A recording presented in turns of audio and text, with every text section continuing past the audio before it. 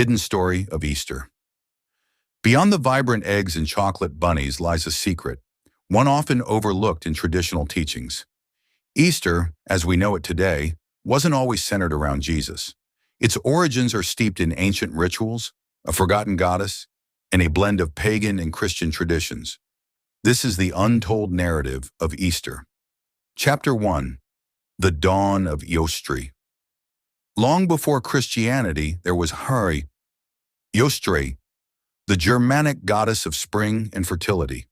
Her name signified dawn, and her festival celebrated the renewal of life after winter's end.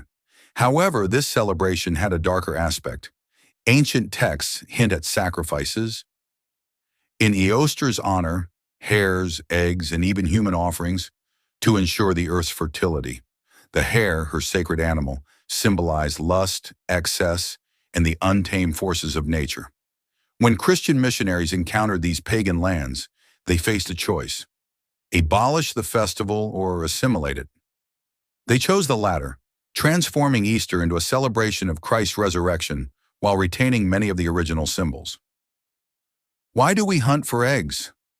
Because eggs were once offerings to the dead, buried to invoke fertility. Why the bunny? Because the hare was Eostre's sacred animal, embodying magic and mystery. Though the goddess was erased, her legacy endured. Chapter 2. The controversial Easter Gospels. Not all Christians agreed on the meaning of Easter. The Quartodecimans, an early Christian sect, celebrated Easter on Passover, Nisan 14, linking it to Jesus' Last Supper.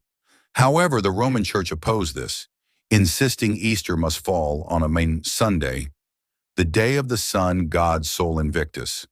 Even the Council of Nicaea, 325 AD, couldn't resolve the debate. Some bishops wanted Easter tied to the Jewish calendar. Others preferred a separate date. The final decision was a political compromise that still divides Eastern and Western churches today. Then there were the lost Gospels.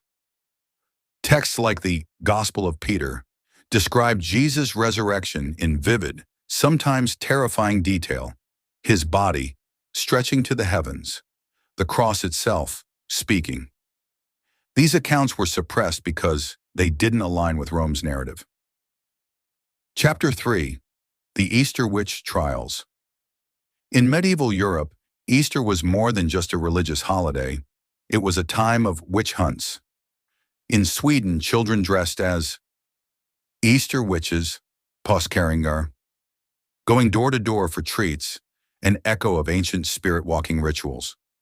Real witches, however, faced persecution.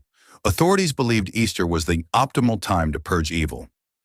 As the boundary between worlds was thin, even the Easter lamb had a dark history. In ancient times, lambs were sacrificed to ward off demons. The church reinterpreted it as the Lamb of God, but the old beliefs lingered.